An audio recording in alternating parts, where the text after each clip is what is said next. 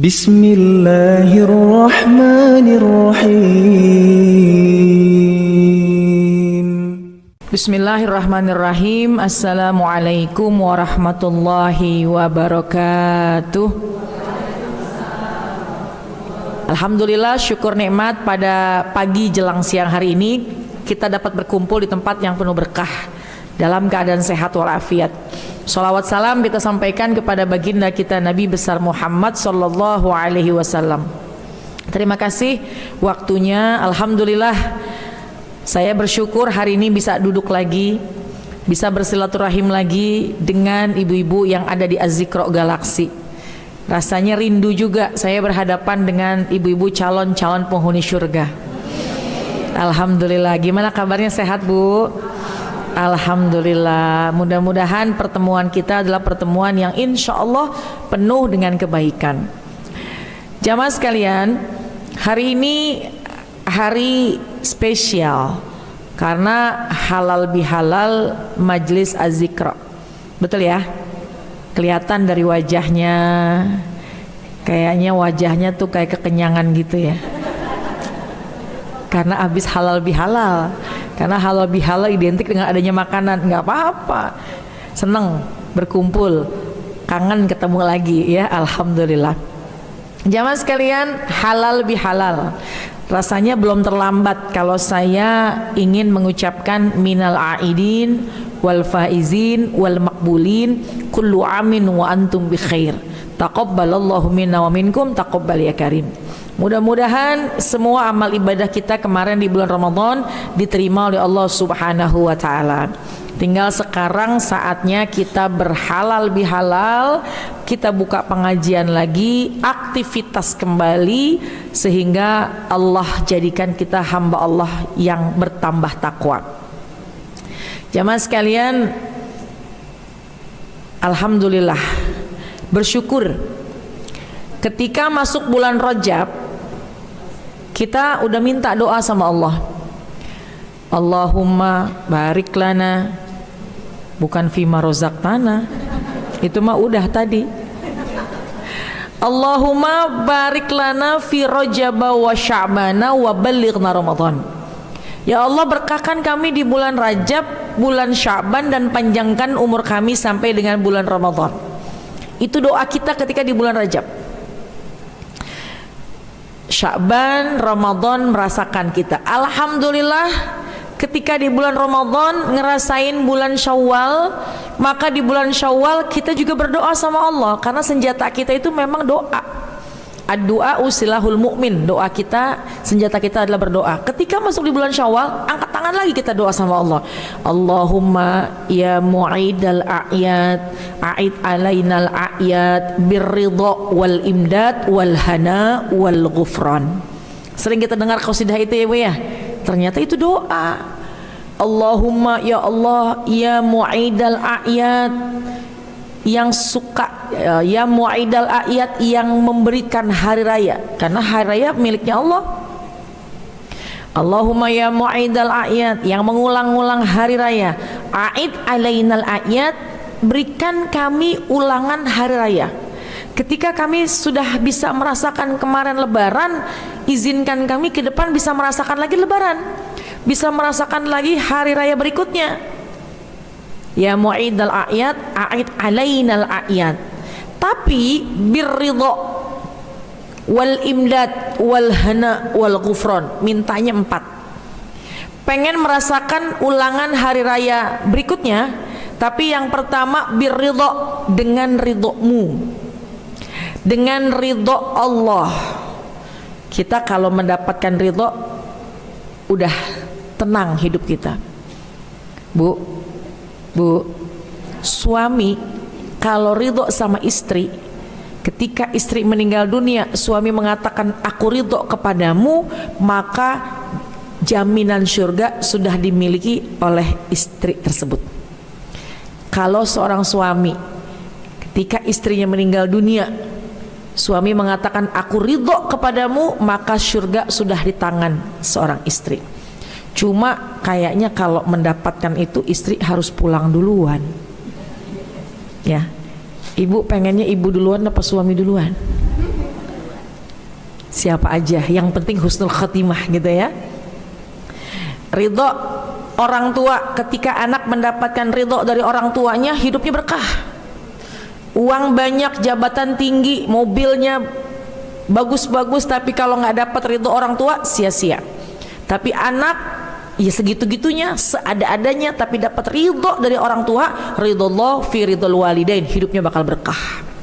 Jadi ridho ini harus kita minta sama Allah, ya Allah kami ingin merasakan hari raya berikutnya dengan ridho-Mu. Jadi ngerasain hari raya berikutnya bukan hanya bisa ngalamin lagi, tapi mendapatkan ridho dari Allah Subhanahu wa taala. Birridho wal imdad. Apa artinya imdad? Imdad di sini adalah nikmat, penambahan nikmat. Ya, nikmat.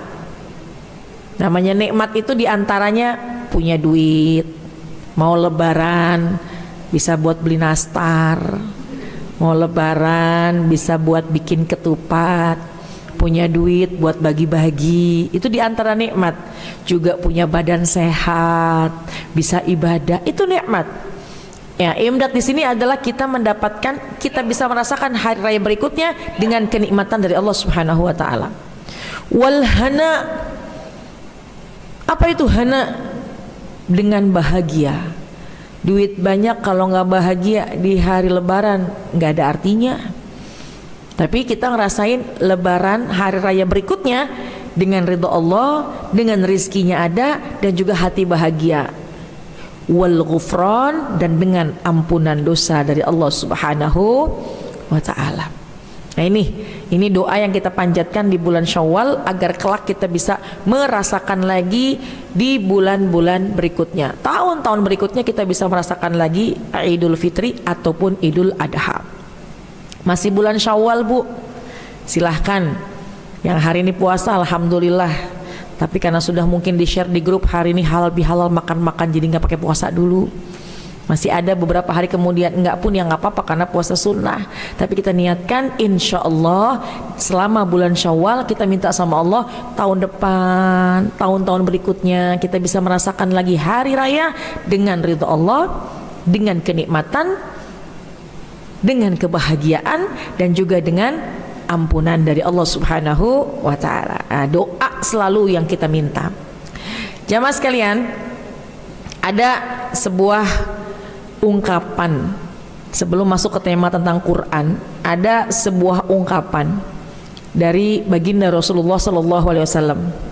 Kata baginda Rasul, qala Allah Ta'ala azza wa jalla. Qala Allah Ta'ala azza wa jalla. Kata baginda Rasulullah sallallahu alaihi wasallam, berfirman Allah Ta'ala. Artinya ini hadis qudsi, karena sumbernya dari Allah Subhanahu wa taala. Firmannya Allah berarti hadis qudsi.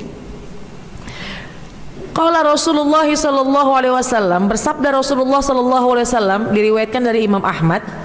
Apa kata baginda Rasul? Qala Allah Ta'ala azza wa jalla. Qala Allah Ta'ala azza wa jalla. Berfirman Allah Ta'ala. Apa yang dikatakan oleh Allah? Firman Allah itu apa? Kata Allah, haqqat mahabbati lil mutawasilina fiyya walil mutazawirina fiyya walil mutahabbina fiyya walil mutabazilina fiyya. 4. Haqqat mahabbati, berhak mendapatkan kecintaan dariku, kata Allah. 4 golongan yang berhak mendapatkan kecintaanku. Haqqat mahabbati, 4 golongan manusia yang berhak mendapatkan kecintaan dariku, kata Allah. Yang pertama, lil mutawassilina fiyya, orang yang suka bersilaturahim. Lil mutawassilina fiyya, ya, orang yang suka silaturahim karena aku, kata Allah. Karena ini kan hadis qudsi. Orang yang suka silaturahim nanti kelak akan mendapatkan cintanya Allah. Begitu besar ancaman bagi orang yang mutusin silaturahim. Di atas pintu surga tertulis, aku diharamkan dimasukin, aku diharamkan dimasuki oleh golongan-golongan manusia, diantaranya Di antaranya adalah qati'ur rahim, yang mutusin hubungan silaturahim.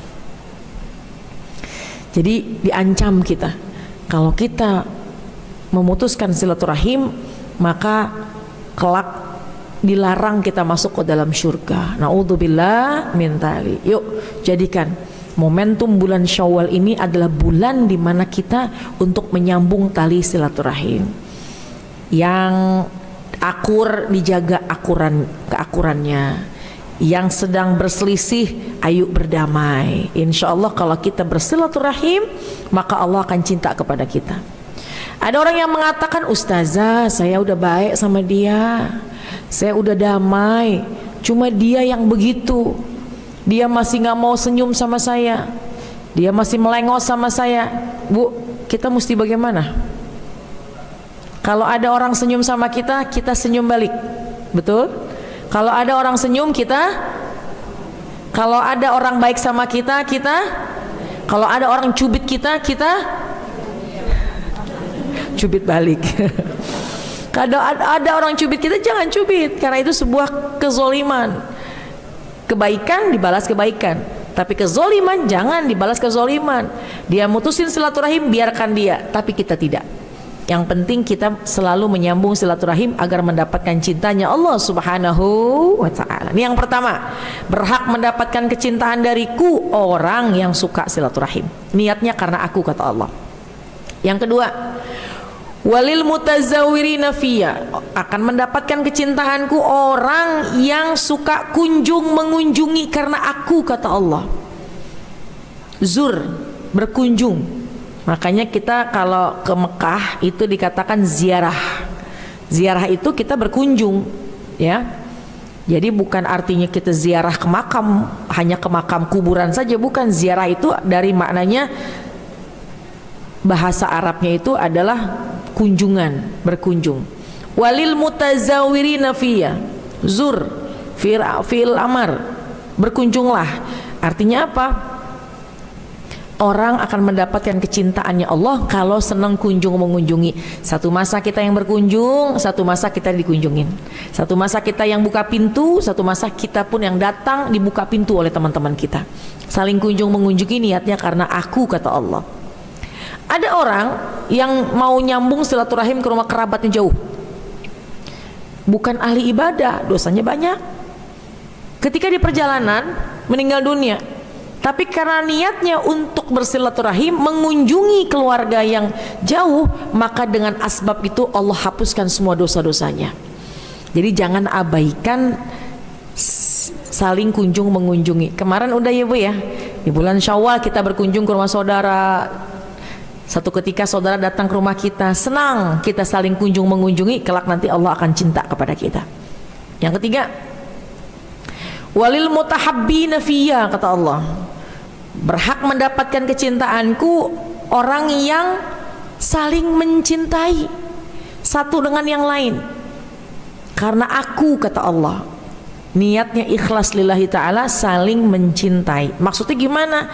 Ada rasa empati dalam hati kita. Ngelihat orang terluka, kita ikut bersedih. Ngelihat orang sedang punya masalah, kita ikut berempati. Ngelihat orang bahagia, kita ikut bahagia. Itu tanda kita punya cinta kepada yang lain. Jangan sebaliknya, orang senang kita manyun. Ada ya, tapi bukan di sini. Orang yang nggak ngaji, orang sedang mendapatkan kenikmatan, hatinya sumpek. Tetangga beli gelang, dia yang pusing. Tetangga bangun rumah, dia yang nggak bisa tidur. Setiap malam dihitungin berapa sak semen yang datang itu. Keramik lagi berapa ya, itu tuh. Capek. Kalau kita saling mencintai, lil mutahabbina fiyya, saling hub, saling mencintai, maka kelak kita akan mendapatkan cintanya Allah Subhanahu wa ta'ala. Ini yang keempat nih Bu, walil mutabazilina fiyya, orang berhak mendapatkan kecintaanku orang yang saling duduk niatnya karena aku, kata Allah. Duduk niatnya karena aku, kata Allah. Nah ini seperti ini Bu, duduk ini kan semua niatnya karena Allah, ingin mengharap ridho Allah. ngaji, baca Quran, tadarusan, silaturahim, duduk masing-masing megang lekar, masing-masing megang pulpen, pegang buku. Alhamdulillah, duduk dengan tenang. Urusan duduknya mau kayak apa nggak jadi soal. Ada yang duduk tegak, kakinya dilipat, kesemutan dikit lonjorin, ada, nggak apa-apa. Ada yang udah dilipat, puter kanan puter kiri, pinggang kesemutan pegel, ada. Nggak apa-apa, yang penting duduk. Mau kayak gimana duduknya juga nggak usah khawatir, yang di atas, yang di bawah, yang nyender, yang di tengah, semua selama dia duduk di majelis ini niat karena aku, kata Allah, maka dia berhak mendapatkan kecintaanku. Alhamdulillah. Jadi saya ingin menyampaikan bahwa bersyukurlah kalau ada wadah di mana kita bisa duduk berkumpul di majelis-majelis yang semacam ini. Kelak insya Allah perkumpulan kita, duduknya kita mengharap ridha Allah, akan mendapatkan kecintaan dari Allah Subhanahu wa ta'ala.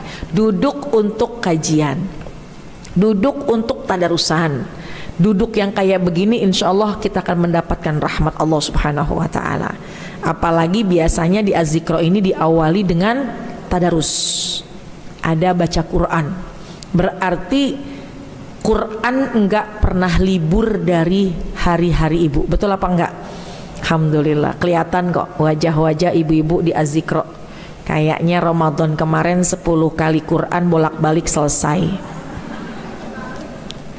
Bolak-balik apa nih? Bolak-balik 10 apa nih? 10 kali hatam, 10 lembar, 10 surat, apa 10 ayat? Ya Allah, minimal 10 lembar, 1 juz dalam 1 hari. Kemarin di bulan Ramadan saya yakin banyak Quran yang dibaca. Cuma jangan kita merasa ketika sekarang sudah mulai aktivitas kembali Qurannya nggak dibaca. Ada sebahagian yang Ramadannya pergi tapi Qurannya juga nggak dibaca. Justru kita harus punya tekad, Ramadan pergi baca Quran jangan berhenti, karena biar gimana pun meskipun Ramadan bulan Al-Quran dan di bulan lain bukannya bulan Al-Quran, tetap kita harus membaca Al-Quran insya Allah. Ibu, ada seorang ulama mengatakan begini, kalau engkau ingin tahu apakah hari itu ada Allah di hatimu, adakah Allah dekat denganmu, akankah engkau diajak bicara oleh Allah, lihat bagaimana bacaan Qur'anmu. Lihat apakah kau sudah membaca Al-Quran. Kalau hari itu kau belum membaca Al-Quran, maka itu tandanya kau jauh dari Allah. Tapi kalau kau, kata ulama, kalau engkau sudah membaca Al-Quran, maka itu tandanya dekat dengan Allah. Itu kata guru saya. Jadi kita bisa motivasi kita nih, diri kita, kalau memang hari itu kita dekat dengan Quran, insya Allah kita juga dekat dengan Allah. Ya, mungkin ada sebahagian orang yang mengatakan, aduh ustazah, mohon maaf nih ustazah, mulai sekarang agak-agak repot nih, nggak kayak Ramadan. Kalau Ramadan kan nggak banyak acara, kalau sekarang udah banyak acara. Undangan kawinan aja tetangga saya udah ada 4 tuh di rumah saya. Besok kondangan, besok ngebesan, ada lagi arisan, udah mulai kumpul-kumpul. Ada orang yang merasa repot hari-harinya, nggak sempat membaca Al-Quran. Ada nggak bu yang begitu? Sebahagian ada yang semacam itu. Tapi ada ungkapan Imam Al-Haddad. Imam Al-Haddad mengatakan begini, kalau saja kerepotanmu dalam membaca Al-Quran itu kau rasakan tidak sempat, ya repot jadi nggak sempat baca Quran, coba waktu membaca Quran diganti dengan engkau akan mendapatkan uang ratusan juta. Contoh gini, ada abang kita nih, ada kakak kita bilang, ambil uang hadiah 50 juta, ambilnya jam 9 sampai jam 10, jangan lewat dari jam 10, kalau lewat dari jam 10 hangus. Sementara di pagi itu kita jadwal ngaji di Az-Zikra. rasanya barengan gitu ngaji, datang ke taklim atau lagi ada urusan, tapi jam 9 jam 10 harus ngambil uang, batasannya maksimal jam 10. Pilihannya adalah ibu ketika ada pilihan jam 9 sampai jam 10 ngambil uang 50 juta, berkorban waktu, tenaga, pikiran, capek, ngantuk, naik kereta sejam, dibanding ibu padahal ibu udah janji ibu mau ngaji, ada jadwal ngaji. Kira-kira pertanyaan saya, yang tadinya kita harus datang ke pengajian, mending datang pengajian, mending ngejar ke sana dapat 50 juta. Ini kayaknya malu-malu jawabnya nih. Jujurnya gitu, jujurnya ngejar ke sana. Kalau saja kata Imam Al-Haddad, ya, waktu membaca Quran yang kita bilang repot itu diganti dengan kita akan mendapatkan uang ratusan juta, maka niscaya kita akan mengejar dalam mengambil itu uang. Meskipun ngantuk, meskipun lapar, meskipun susah, keringetan, tapi pasti kita akan mengorbankannya. Padahal Al-Quran lebih besar daripada dunia dan seisinya, bahkan lebih besar daripada nominal rupiah. Tapi memang manusiawi kalau urusan dunia kelihatan ratusan juta enak dipegangnya, ya. Handphone dunia dipegang enak. Coba Bu, mohon maaf, ada orang yang sejam sampai sejam setengah 2 jam megang megang handphone itu nggak terasa. Ya Allah, kok tiba-tiba udah 1 jam setengah pegang handphone. Tapi coba pegang Al-Quran 15 menit mata merem. Ya Allah, ngantuk banget ya Allah. Oleh karena itu orang yang senang membaca Quran adalah pilihan. Jadi kalau kita pengen lihat bagaimana hari kita, apakah hari kita bersama dengan Al-Quran, maka jangan jauh-jauh dari Al-Quran, insya Allah. Jamaah sekalian, ada 5 hal yang ingin saya sampaikan, fadilah, keutamaan sebagai motivasi kita untuk kita bisa menghadirkan Al-Quran dalam kehidupan sehari-hari kita.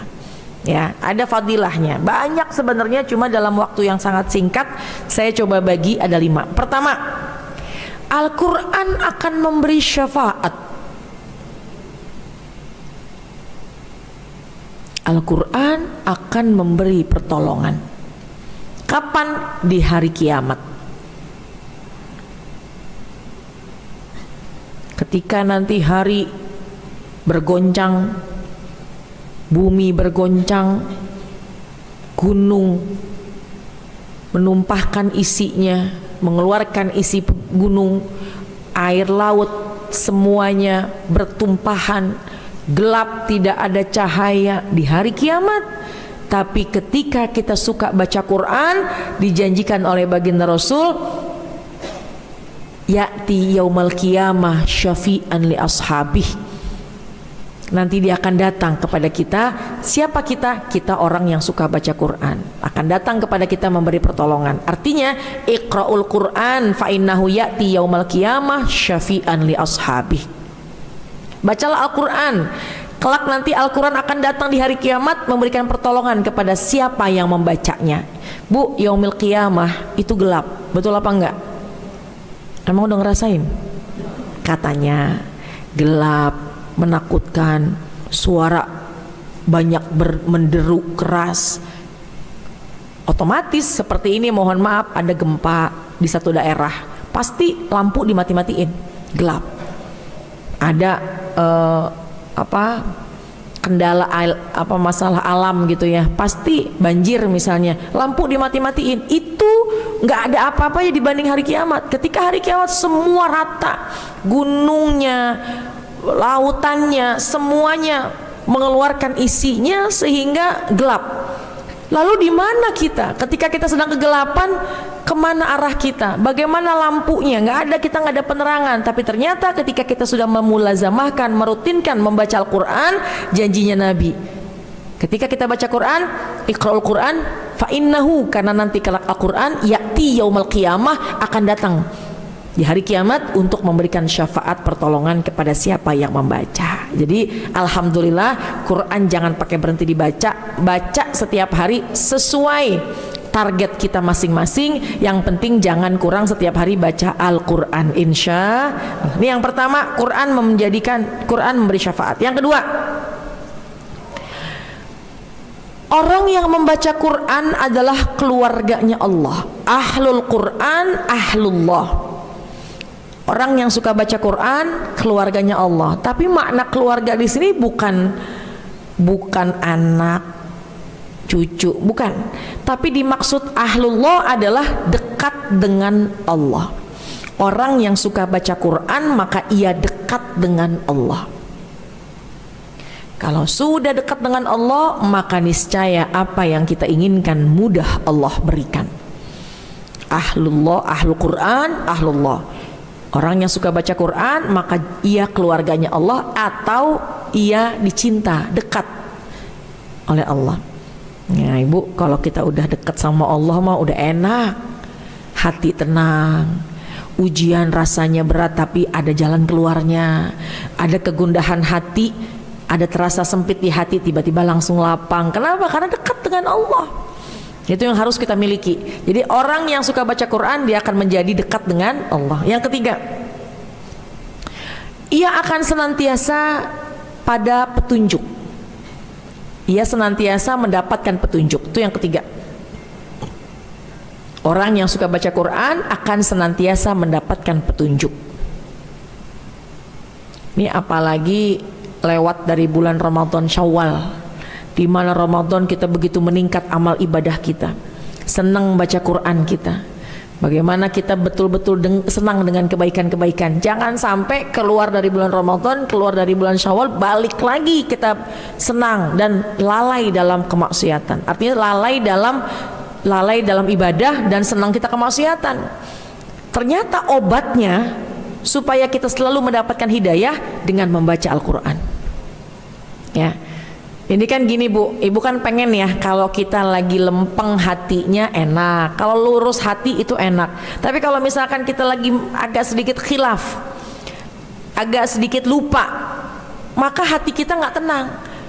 Maaf, misalnya nggak sengaja ghibah, nggak sengaja namimah, nggak sengaja ucapan keluar ternyata nyakitin orang. Kalau setelah itu hati nggak enak, ya Allah, tadi kayaknya ucapan saya nyakitin dia deh. Kayaknya tadi saya sempat ghibah deh. Ada hati nggak enak, itu tanda-tanda kita punya keimanan. Kita kan pengen begitu, nggak tersesat terlalu jauh, betul apa enggak? Ternyata kuncinya, obatnya adalah dengan kita membaca Al-Quran. Surat Az-Zukhruf ayat 36 dalilnya. A'udzubillahi minasyaitonirrajim. Wa may ya'shu an zikrir rahman nuqayyid lahu syaitan fahuwa lahu qarin. Siapa orang yang enggan, siapa orang yang enggak mau baca Al-Quran, nuqayyid lahu syaitan, maka hatinya akan disesatkan oleh setan. Jadi kalau dia enggak mau baca Quran, dia nggak mau berzikir dengan baca Quran, hatinya akan disesatkan oleh setan. Dan bukan hatinya hanya disesatkan, fahuwalahu qarin, setan akan menjadi besti, menjadi temannya dia, menjadi kawan akrabnya dia. Yang namanya besti kan deket banget nih, kayaknya ibu duduk sama besti-bestinya nih, kayak besti itu kelihatan tuh duduknya sesuai dengan deket sama usia. Ini kayaknya besti nih, besti ya bu ya. Kita kalau punya besti, kata besti, yuk kita ngaji, ikut ngaji. Karena bestinya baik, bestinya senang ke pengajian, kita ikut. Kalau punya besti yang agak-agak belok dikit, kita mau ngaji, nggak usah ngaji. Lagi ada diskon gede-gedean di GGP. Ya ntar habis ngaji, nggak bisa. Diskonnya itu cuma dari jam 9 sampai jam 10. Mendingan nggak usah ngaji. Kalau salah bawa temen, ya. Jadi oleh karena itu pentingnya kita berkawan, pentingnya kita berteman, dan yang bisa memberikan petunjuk dalam kehidupan kita agar kita selalu dibimbing dapat petunjuk hidayah, yaitu Al-Quran. Baca aja. Ibu baca Quran kan kadang-kadang nggak paham artinya, nggak paham terjemah, tapi kenapa kok hati enak, kok rasanya tuh kayak dibimbing, yang sumpek jadinya enak gitu hati. Nah karena itu Al-Quran, rahmat kasih sayang Allah melalui Al-Quran. Ya, berarti yang ketiga, orang yang senang membaca Al-Quran maka dia senantiasa mendapatkan petunjuk dan hidayah. Kalau dia tersilap, kalau dia khilaf, kalau dia lalai, maka tidak akan jauh kehilafannya. Yang keberapa sekarang? Yang keempat, orang yang baca Quran punya simpanan pahala banyak. Orang yang baca Quran simpanan pahalanya banyak, Bu. Karena baca Quran alif lam mim itu bukan satu huruf, tapi disebut satu huruf. Alif harfun, walamun harfun, wa mimun harfun. Alif satu huruf, lam satu huruf, mim satu huruf. Ibu membaca alif lam mim, alif satu huruf, lam satu huruf, mimnya satu huruf. Satu huruf dikali 10. Kalau ibu baca alif lam mim berarti 30. Kalau ibu baca 5 lembar aja, ibu pernah ngitung nggak 5 lembar tuh berapa huruf? Ntar sampai rumah hitung ya. Kayaknya nggak keburu, kayaknya kebanyakan. Iya, karena bisa dibayangkan kalau kita baca Quran itu pasti minimal 3 lembar kita baca, atau minimal 1 lembar kita baca. 1 lembar berapa huruf, berapa ayat, dan yang dihitung adalah 1 huruf dikali 10 kebaikan. Berapa kebaikan yang sudah kita simpan? Apalagi kita bacanya setiap hari lebih dari 1 juz, lebih dari 5 lembar, maka akan kita punya simpanan pahala yang banyak. Apalagi nih, jangan khawatir bagi orang yang baru belajar baca Quran, yang belum lancar. Orang yang belum lancar baca Quran itu lebih besar pahalanya, tapi bukan berarti ya udah dah kagak usah belajar, lancar aja, ini aja deh, nggak usah belajar deh biar nggak lancar. Jangan. Kewajiban kita belajar Quran. Tapi kalau ada orang yang sedang belajar kemudian dia membaca Al-Quran dan belum lancar, maka dia akan mendapat 2 pahala. Pertama, pahala ketika dia membaca Al-Qurannya. Yang kedua, dia akan memiliki pahala dari usaha dia dalam membaca.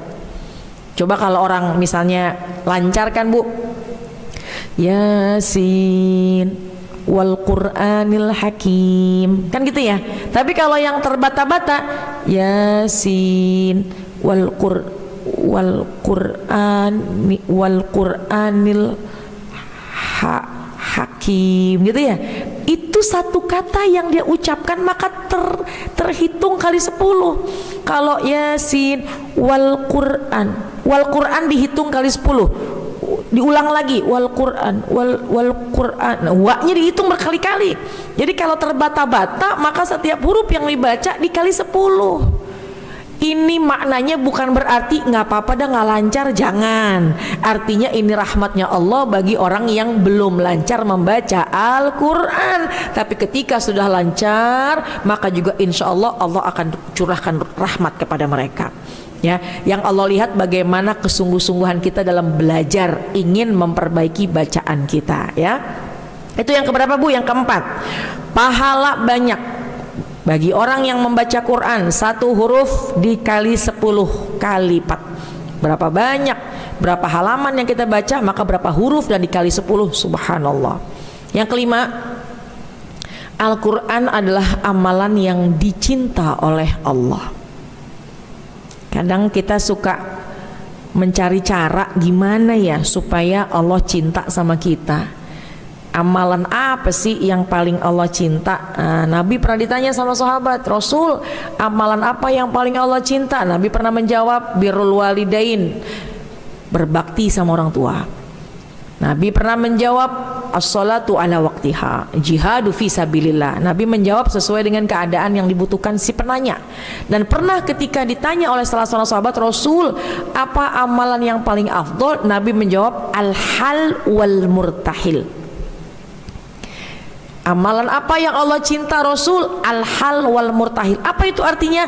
Membaca Al-Quran pindah-pindah. Baca Quran pindah-pindah.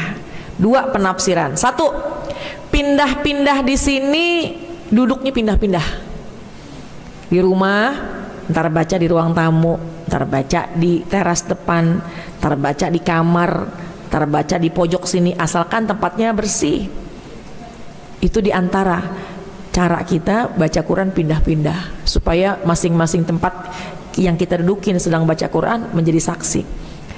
Juga ada ungkapan bahwa al-hal wal murtahil adalah membaca Al-Quran pindah-pindah, maknanya baca yang berkesinambungan dari Al-Fatihah, Al-Baqarah terus sampai An-Nas, terus baca itu ya. Jadi berpindah-pindah, meskipun 5 lembar, besok 5 lembar lagi, besok 5 lembar lagi, nggak apa-apa, yang penting terus menerus kelak nanti akan khatam. Kan kalau continue, istiqomah, konsisten, lama-lama habis, lama-lama khatam ya. Jadi oleh karena itu amalan yang Allah cinta adalah membaca Al-Quran secara konsisten terus menerus dari awal sampai akhir.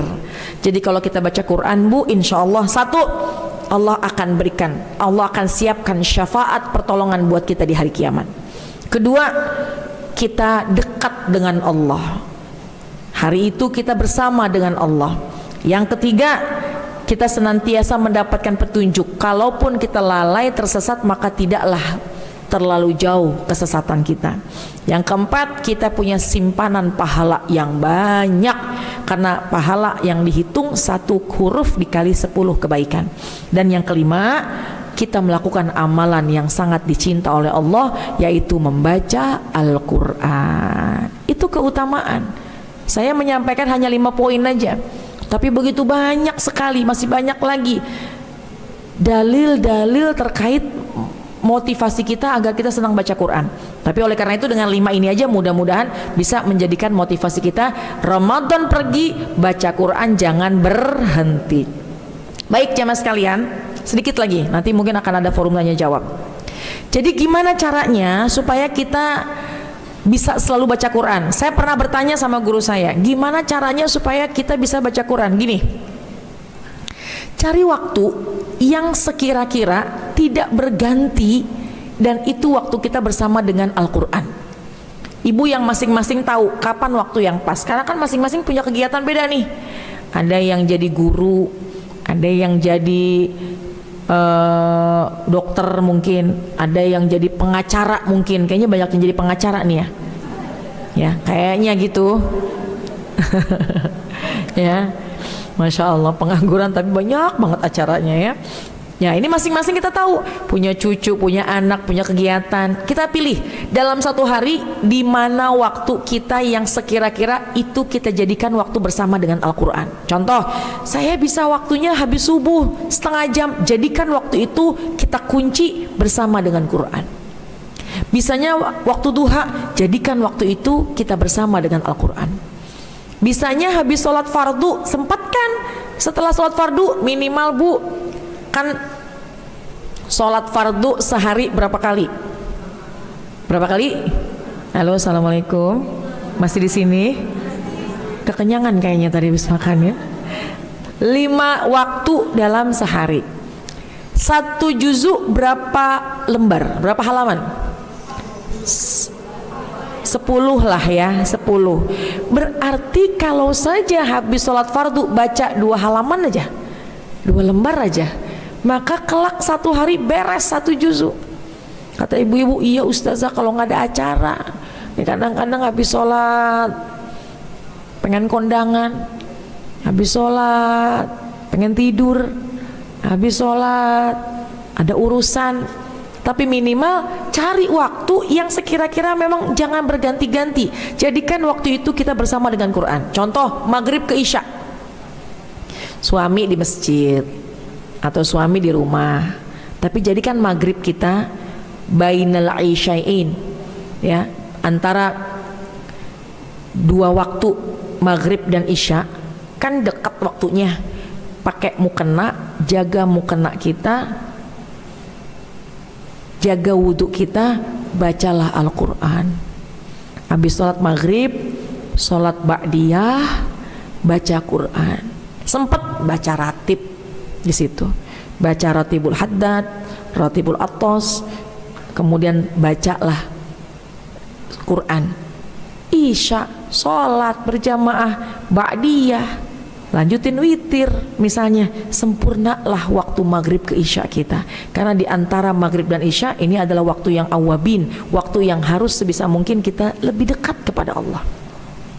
Ya, waktu yang dekat itu di antara maghrib dan isya, dan juga di waktu duha. Nah, jadi Bu, yang pertama cari waktu yang sekira-kira nggak berganti-ganti. Pokoknya cari waktu di situ yang memang kita bersama dengan Quran. Dan ketika memang waktu itu kita bersama dengan Quran, komit di hati ini bersama dengan Quran. Sejam, jadikan waktu itu bersama dengan Quran, handphone matiin. Bilang sama yang di rumah sedang berzikir.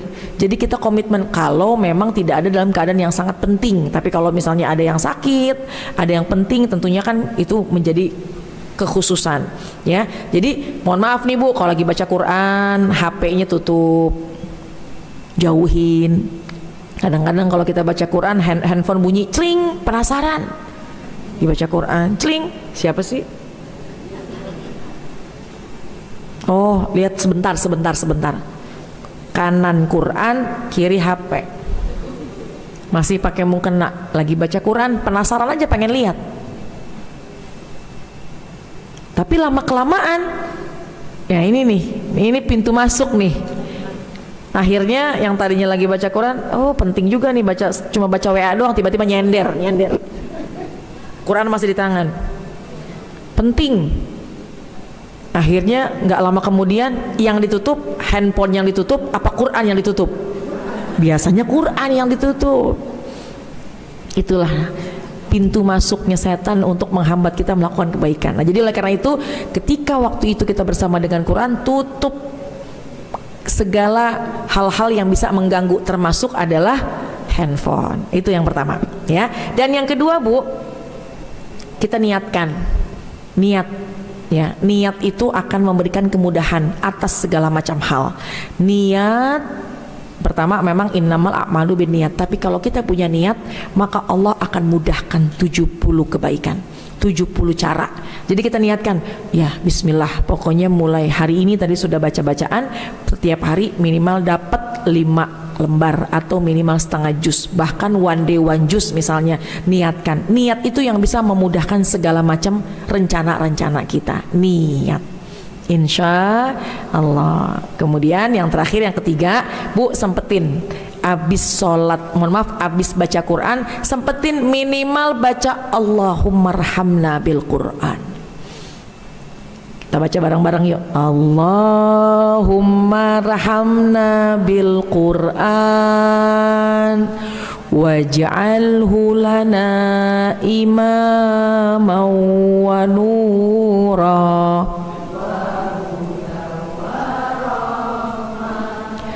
Allahumma minhu ma nasina wa 'allimna min warzuqna tilawatahu ana al-laili wa atrafan nahar waj'alhu lana hujjatan ya rabbal alamin. Ini kan insya Allah semua udah hafal, ya. Minimal Allahummarhamna bil Quran, minimal itu.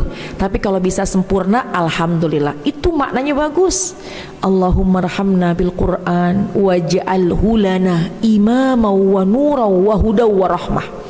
Jadikanlah Al-Quran itu imam, cahaya, petunjuk buat kita. Allahummarhamna bil Quran waj'alhu lana imaman wa nuran wa hudaw wa rahmah. Allahumma zakirna minhu ma nasina, ya Allah. Kalau memang kami lupa, ingetin. Jangan sampai lama-lama lupa sama Al-Quran. Kalau kita lupa, senantiasa Allah ingatkan sehingga kita bisa cepat baca Quran lagi. Allahumma rahamna bil Quran waj'alhu lana imaman wa nuran wa hudaw wa rahmah. Allahumma zakirna minhu ma nasina wa 'allimna minhu ma jahilna. berikanlah pengetahuan kepada kami kalau memang kami nggak tahu. Jadi dengan Quran itu yang nggak tahu jadi kita tahu. Allahumma rzuqna, dan berikanlah rizki kepada kami untuk membaca Quran ana al-laili wa atrafan nahar, sekarang siang-siang, malam-malam, berikan rizki kepada kami untuk kami bisa baca Quran. Jadi bukan sekedar kita baca yang tadi itu adalah setelah baca Quran, khatam Quran baca itu, tapi setiap kita baca Quran kita minta sama Allah supaya Allah berikan kami mudah, senang, girang, semangat membaca Quran, baik hari ini, entar sore, entar malam, setiap hari kita senang baca Quran. Itu adalah sebuah nikmat kalau hati kita ini bisa condong dengan Al-Quran, insya Allah. Jadi yang pertama, sempetin, jangan sampai ditunda-tunda ya. Kemudian yang kedua, niatin. Yang tadi sempetin, cari waktu yang pas. Yang kedua, niatin. Yang ketiga, minta sama Allah biar hati kita condong dan senantiasa terikat dengan Al-Quran, insya Allah. Ini paling akhir saya ingin menyampaikan. Dalam hadis dari baginda Rasulullah SAW, ibu, ada ashrun tamna'u ashran. Ini udah yang pernah tahu belum? Dalam Al-Quran ada ashrun tamna'u ashran. Di dalam Al-Quran ada 10 surat yang bisa mencegah 10 hal. Ashrun 10 ayat, 10 surat. Tamna'u mencegah, ashrun tamna'u ashran, 10 surat bisa mencegah 10 hal.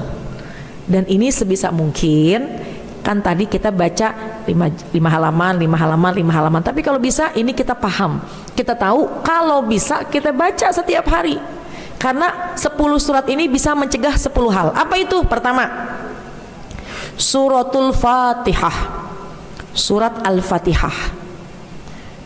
Tamna'u ghadabar rabbi. Satu, surat Al-Fatihah mencegah murkanya Allah. Jadi kalau kita baca surat Al-Fatihah, maka Allah nggak akan murka sama kita. Insya Allah ini mah bisa kita baca setiap hari lebih dari berapa kali. Tapi jangan hitung yang dalam sholat ya Bu. Saya mah setiap hari udah hampir 17 saya baca. Itu jangan dihitung. Kalau yang dalam sholat mah jangan dihitung ya. Yang dihitung yang mana? Yang di luar sholat aja. Sempetin baca suratul Fatihah. Surat Al-Fatihah, tamna'u ghadabar rabbi, mencegah marah murkanya Allah. Kalau kita nggak pengen dimurka sama Allah, baca Fatihah. Yang kedua, surah Yasin. Berapa ayat Bu? 83. Surah Yasin, tamna'u atsal qiyamah, mencegah kehausan di hari kiamat.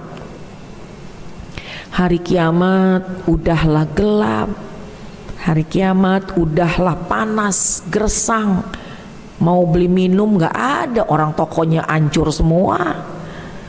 Di mana bisa menemukan air? Sulit. Tapi kalau ada orang yang tiap pagi ataupun sore ataupun malam membaca surah Yasin, maka dia akan terhindar dari kehausan di hari kiamat. Niatin baca setiap hari sekali surah Yasin. Mau pagi boleh, duha boleh, maghrib juga boleh. Kalau udah lancar biasa cepet bacanya, tapi jangan cepet-cepet juga. Artinya ya bisa kita kondisikan waktunya ya. Surah Yasin mencegah kehausan di hari kiamat. Yang ketiga, suratul Waqiah. Iza waqatil waqiah. Suratul Waqiah, tamna'ul faqra, bisa mencegah kefakiran, mencegah kemiskinan. Orang kalau nggak pengen miskin, baca suratul Waqiah. Bacanya bebas, mau waktu habis subuh boleh, duha boleh, habis asar boleh, tapi para ulama menganjurkan bacanya habis asar. Duha juga boleh, habis maghrib juga nggak apa-apa, habis subuh juga boleh, nggak menjadi wajibnya habis asar. Ulama menganjurkan memang bacanya habis asar ya. Nah jadi baca suratul Waqiah mencegah, tamna'ul faqra, mencegah kemiskinan. Yang keempat, surat Dukhan. Apa Bu maknanya Dukhan? Asap. Surat Dukhan, tamna'u ahwali yaumal qiyamah. Ahwal yaumil qiyamah, mencegah huru hara di hari kiamat. Kita nggak akan terganggu dengan huru haranya hari kiamat, karena kita suka baca surat Dukhan. Huru hara, ribut, ricuh, berbagai macam kegelisahan, berbagai macam hal terjadi di hari kiamat, tapi kita terhindar, terjaga, kita tetap jadi orang yang gelisah, menjadi orang yang tidak terlalu takut dengan hari kiamat. Dengan adanya huru hara, maka kita terhindar dari hal-hal yang buruk di hari kiamat. Yang berapa? Kelima ya, surat Al-Mulk. Tabarakalladzi biyadihil mulku wa huwa ala kulli syai'in qadir tamna'u azabal qabri.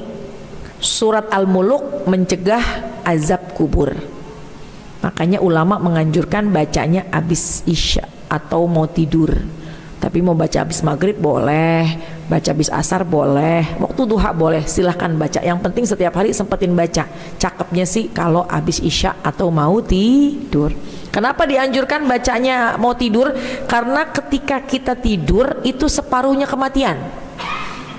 Siapa yang jamin besok bisa bangun lagi? Makanya ibu kalau tidur, ketika terbangun dari tidur, doanya apa? Alhamdulillahilladzi ahyana ba'dama amatana wa ilaihin nusyur. Artinya apa? Segala puji bagi Allah yang telah ahyana ba'dama amatana, yang membangkitkan, yang membangunkan kami setelah kami mati. Nah, jadi dianjurkan baca tabarok adalah ketika mau tidur, terhindar dari azab kubur. Ya. Kemudian yang keenam, surat Al-Kautsar.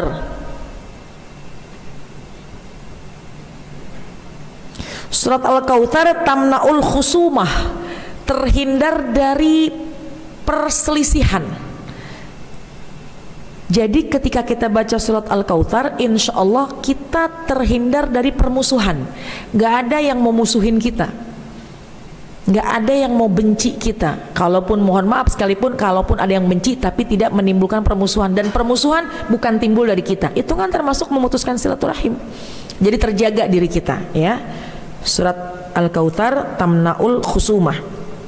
Jadi lisan gak mencaci, gak memaki, gak melakukan hal-hal yang buruk. Yang ketujuh, surat Al-Kafirun.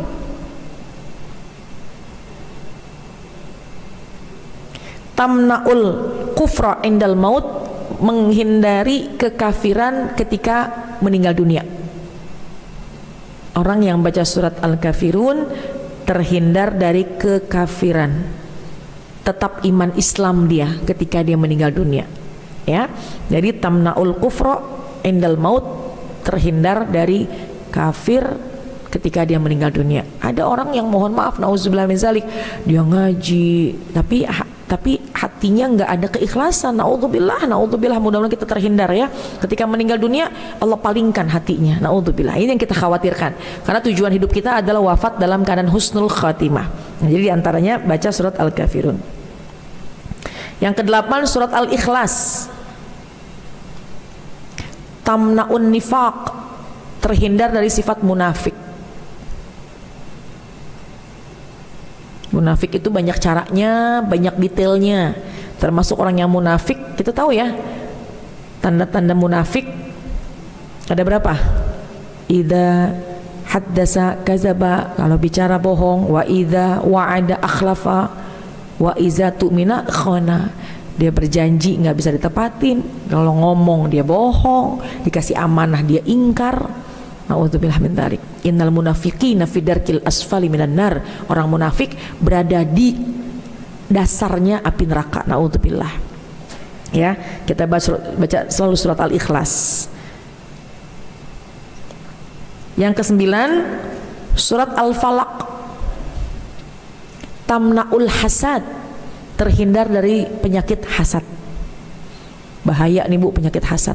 Dengki, ingin menghancurkan kenikmatan yang ada pada orang lain. Orang senang, dia orang senang nggak senang gini, nggak senang melihat orang bahagia, bahkan ingin menghancurkan. Naudzubillah, itu hasad. Iyyakum wal hasada fa innal hasada ya'kudul hasanat kama ta'kulun narul hatoba. Hati-hati dengan sifat hasad, karena hasad bisa makan kebaikan-kebaikan. Layaknya api makan kayu, habis. Kita mau sholat, ibadah, sedekah, baca Quran, sia-sia, hilang. Layaknya api yang memakan kayu, nggak ada sisanya. Kenapa? Karena hatinya dengki, hatinya hasad. Untuk menghindarinya, maka kita baca juga surat Al-Falaq. Insya Allah Al-Ikhlas, Al-Falaq, An-Nas bisa kita rangkai baca setiap hari sehingga kita terhindar dari hal-hal yang buruk. Ya, kesembilan surat Al-Falaq, tamnaul hasad, menghindari penyakit hasad. Dan yang terakhir surat An-Nas, tamnaul waswas, terhindar dari sifat waswas. Qul a'udzu birabbin nas, malikin nas, ilahin nas, min syarril waswasil khannas, yang bikin hati kita waswas. Nggak enak kalau punya sifat waswas di hati. Sholat berapa rakaat ya? Tadi batal apa enggak ya? Nah, jadi nggak ada keyakinan. Nah, ini hati-hati ya. Nah, jadi yang terakhir surat An-Nas mencegah sifat waswas. Inilah yang pernah dikatakan oleh baginda Rasulullah SAW, maqala Nabi SAW, dan juga dikatakan oleh para ulama. Sempatkan baca ini ya setiap hari. Kok banyak banget ustazah? Diatur waktunya. Tapi insya Allah kalau sekiranya memang paling tidak ya, ibu tinggal lihat bagaimana masing-masing keutamaannya, itu akan memotivasi kita. Nah, 10 surat yang kita tahu dalam Al-Quran insya Allah akan mencegah 10 hal. Suratul Fatihah mencegah murkanya Allah.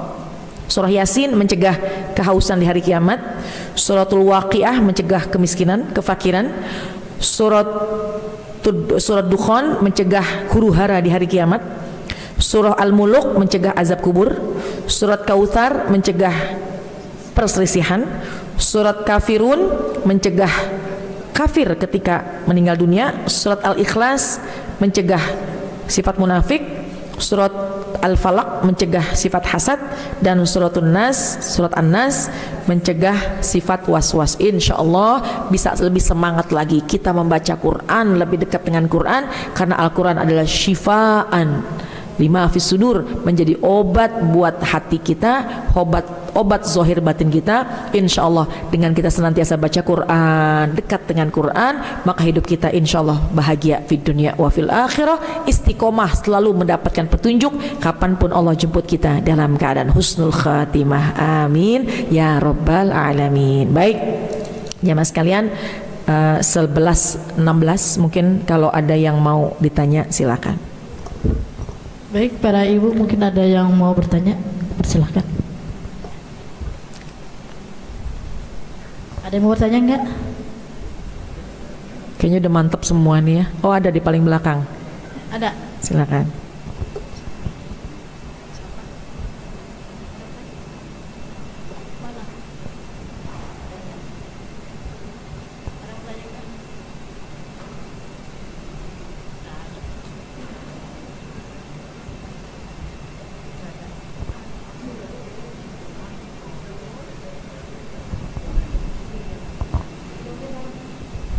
Assalamualaikum warahmatullahi wabarakatuh. Waalaikumsalam warahmatullahi wabarakatuh. Ustazah, insya Allah saya kan dalam rangka berhijrah ya. Ya, bismillah. Jadi saya berusaha memperbaiki apa yang dulu belum saya lakukan. Cuman gini, ada dalam pada saya mulai belajar ini, dalam tahapan ini, kadang-kadang terus saya suka dikomplain sama suami. Ibu, sholatnya lama banget sih. Nah, maksud saya kan, saya belajar, saya juga ingin supaya, ini jadi ngomongin suami nih, maaf ya. Saya juga ingin dia supaya melihat, juga dia ingin sedikit-sedikit, ayolah kita sama-sama belajar. Jadi kalau menghadapi suami yang seperti ini gimana Ustazah? Terima kasih. Ya. Assalamualaikum warahmatullahi wabarakatuh. Waalaikumsalam warahmatullahi wabarakatuh. Baik. Ketika seorang proses hijrah, memang pasti ada ujiannya. Ujian yang seolah-olah menghambat. Ya, seolah-olah menghambat. Jadi kita harus pandai dalam mengatur. Caranya gimana? Contoh. Yang paling penting Bu, satu, tetap ya suami itu menjadi utama. Karena kita ini tugas utama kita seorang istri taat kepada suami. Bahkan dikatakan dalam hadis, iza sholatil mar'ah khamsaha wa shamat syahraha wa hafizat farjaha wa ta'at zaujaha. Ketika seorang perempuan sholat 5 waktu, puasa di bulan Ramadan, menjaga kehormatannya, dia taat kepada suami, taat menjadi salah satu syarat, kilalaha, akan dikatakan kepadanya, udkhul jannata min ayyi abwabil jannati syi'ti, maka akan dikatakan kepadanya, masuk surga dari pintu mana yang kau kehendaki, silahkan. Dengan syarat sholat 5 waktu, puasa Ramadan, menjaga kehormatan dan taat kepada suami. Taat ini harus digarisbawahi, tetap kita harus mengutamakan suami. Ya, nah terkait dengan ketika hijrah itu memang banyak ujiannya, bahwa kita pengen lebih baik, kita pengen menjadi manusia yang jauh lebih, ibadah kita lebih baik lagi. Tapi perhatikan, kadang-kadang nih ya, mohon maaf, setan itu ketika tidak bisa menghambat seorang hamba dalam ibadah, ya, misalnya ada orang jangan sholat, jangan khusyuk, tapi ini hamba kuat imannya, dia tetap khusyuk, dia tetap sholat, dia tetap ibadah. Tapi khawatirnya setan punya cara lain, yaitu mencoba menjadikan, setan membuat orang tersebut merasa dirinya lebih baik daripada orang lain. Artinya bahwa, dan di antara materi yang kedua tadi adalah dia merasa bahwa lingkungannya itu ketika saya proses kebaikan-kebaikan rasanya menjadi pengganggu ibadah. Nah itu hati-hati ya. Garis tengahnya adalah bahwa begini kesimpulannya, iya alhamdulillah proses ibadah perbaikan diri kita niatkan lebih khusyuk, sholatnya lebih baik, Qur'annya lebih panjang dibaca, ya. Nah itu kita niatkan. Akan tetapi ingat, ketika kita proses hijrah, kitanya pengen lebih baik, tapi jangan sampai kita menomorduakan kewajiban kita sebagai istri, tidak taat dan tidak menghormati suami. Akhirnya mohon maaf nih, mungkin khawatirnya karena merasa kita lagi pengen hijrah, kan tadi ya, setan itu nggak bisa menghalangi kita untuk jangan tahajud, jangan baca Quran, tapi kita kokoh, kita tetap lakukan. Tapi setan tuh bisa mengulik hati kita sehingga kita merasa ibadah kita lebih tinggi, ibadah kita lebih baik daripada lingkungan, sehingga kita merasa yang lain itu nggak ada apa-apanya. Nah itu yang harus dijaga, karena setan itu pandainya luar biasa gitu ya. Lalu caranya adalah tinggal komunikasi sama suami, Pah doain ya, saya lagi pengen lebih baik. Kalau misalkan mau sholat, tahu sholat kita pengen lebih khusyuk, lebih lama, Pah saya mau sholat, ada perlu apa? Itu perlu disampaikan. Pah saya mau sholat dulu ya. Dan nanti lama kelamaan suami akan paham, ngerti. Dulu iya sholatnya kayaknya cepet kilat, kayak apa namanya, capung apa kayak gitu ya. Tapi sekarang sudah mulai proses hijrah, kita pahami bahwa suami, artinya secara tidak langsung kita pun juga berdakwah secara hal ya, dakwah bilhal kepada suami. Pah kamu ada perlu nggak sama saya mau sholat dulu ya, tapi habis sholat saya kayak mau lanjut ba'diyah, kalau ada perlu apa-apa saya lagi sholat gitu. Tapi intinya mau apa nih, saya lagi sholat. Nah itu mungkin bisa disampaikan. Pun juga ketika sedang baca Quran, Pah ada perlu nggak saya baca Quran dulu ya.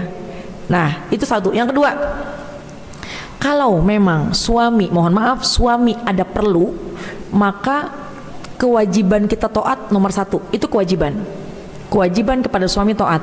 Tapi ketika kita melakukan amalan, misalkan mohon maaf, baca Quran kah, pengajian kah, itu perkara yang sunnah. Jangan salah, jangan mengejar sunnah meninggalkan yang wajib. Maaf nih ngaji, nanti habis ngaji pulang ya, kata suami ya. Terus kita menganggap bahwa pengajian itu kebaikan. Ya saya nggak harus buru-buru pulang dong, kan saya mau ngobrol dulu, saya mau silaturahim dulu. Kita mengejar yang sunnah. Atau misalnya tahajud, kita lagi udah siap-siap mau tahajud, suami kebetulan minta dikerokin. Tahu dikerokin? Minta dipijitin. Ya memang kan kita udah siap-siap sholat, tapi tiba-tiba suami minta ditemenin gitu ya. Izin, boleh nggak Pak? Saya sholat dulu 2 rakaat. Tapi jangan sambil ngambek. Kalau kita ngambek sama suami gara-gara sudah mau sholat, akhirnya kita tetap sholat tapi meninggalkan panggilan suami, maka salah prioritas. Karena kewajiban kita taat kepada suami, sholat tahajud perkara sunnah. Jangan ngejar sunnah, ninggalin yang wajib. Padahal nomor satu adalah urusan sama tinggal komunikasi aja. Proses hijrah alhamdulillah, tapi jangan sampai salah. Ada anak yang mohon maaf, bukan hanya istri kepada suami, anak kepada orang tua. Anak senang pengajian, orang tuanya belum rajin ke pengajian, tapi dengan pengajian dia merasa diri dia lebih baik, menjadi anak yang lebih taat sama suaminya, mohon maaf sama orang tuanya, sehingga dia bisa menyepelekan orang tuanya yang mungkin masih dalam keadaan yang belum paham ilmu agama. Itu jadi salah. Jadi proses hijrah hati-hati, karena setan bukan saja ingin menghambat seorang hamba dalam melakukan kebaikan, tapi bisa menjadikan seorang hamba merasa dirinya jauh lebih baik dengan dasar dia pengen kehidupan lebih baik lagi. Tetap kita harus tahu mana yang prioritas. Wallahu a'lam bishawab ya. Baik. Cukup? Ya. Cukup ya, alhamdulillah. Hampir jam 11:30. Mudah-mudahan pertanyaan tadi mewakili setengah 12. Pertanyaan tadi mewakili mungkin dari pertanyaan yang lain, tapi insya Allah kita tetap bersemangat dalam membaca Al-Quran, bahkan harus lebih semangat lagi, karena orang yang hari-hari bersama dengan Quran maka dia dekat dengan Allah. Orang kalau dekat dengan Allah maka kelak hidupnya akan diberikan kebahagiaan, keberuntungan dunia dan akhirat, kelak akan abadi selamanya di syurganya Allah Subhanahu wa taala. Amin ya rabbal alamin. Kita baca Fatihah. Kita minta kepada Allah mudah-mudahan semua niat kita dikasih kemudahan. Hati kita diberikan kelapangan, mata kita diberikan kesegeran dengan membaca Al-Quran, lisan telinga kita diberikan kemudahan dalam mengucap dan mendengarkan hal-hal yang baik, dan kita diberikan istiqomahan dalam kebaikan kapanpun Allah jemput kita dalam keadaan husnul khatimah. Kita kirimkan Fatihah buat orang tua kita yang masih ada, biar pada sehat. Yang sudah pulang ke rahmatullah, Allah limpahkan maghfirah. Mudah-mudahan Allah jadikan kuburnya taman-taman syurga. Bitilkan niyah ila hadratin Nabi. Al-Fatihah. A'udzu billahi minasyaitonir rajim. Bismillahirrahmanirrahim. Alhamdulillahi rabbil alamin. Arrahmanir rahim. Maliki yaumiddin. Iyyaka na'budu wa iyyaka nasta'in. Ihdinas siratal mustaqim. Siratal ladzina an'amta 'alaihim ghairil maghdubi 'alaihim waladdallin. Amin. Bismillahirrahmanirrahim. Allahumma bihaqqil Fatihah wa bisrul Fatihah wa bikaramatil Fatihah iftah lana abwabal khair waj'alna wa auladana wa zurriyatana min ahsani ahal khair. Allahumma ya mudabbir dabbir wa ya muyassir yassir wa ya musahil sahil umurana wa balligh maqasidana waqdi hajatina wasrah sudurana wa nawwir qulubana wa tammim masyruatina wa barik auladana wa arzaqana wa ulumana wa kullama atitana. Allahumma jal hadza jam'ana jam'an marhuma waj'al tafarruqana min ba'dihi tafarruqa ma'suma. Rabbana hab lana min azwajina wa dhurriyyatina qurrata a'yun waj'alna lil muttaqina imama. Rabbighfir lana wa liwalidina warhamhuma kama rabbayana shighara. Rabbana atina fid dunya hasanah wa fil akhirati hasanah wa qina azabannar. Subhana rabbika rabbil izzati amma yasifun wa salamun alal mursalin walhamdulillahi rabbil alamin. Amin amin ya rabbal alamin. Subhanakallahumma wa bihamdika asyhadu an la ilaha illa anta astaghfiruka wa atubu ilaik. Mudah-mudahan ada manfaatnya. Terima kasih, mohon maaf. Mudah-mudahan doa kita semua dijabah oleh Allah Subhanahu wa taala. Sampai ketemu lain kesempatan dalam kesehatan ridho Allah Subhanahu wa taala. Terima kasih. Mohon maaf. Hadanallah wa yakum ajmain. Assalamualaikum warahmatullahi wabarakatuh. Waalaikumsalam warahmatullahi wabarakatuh.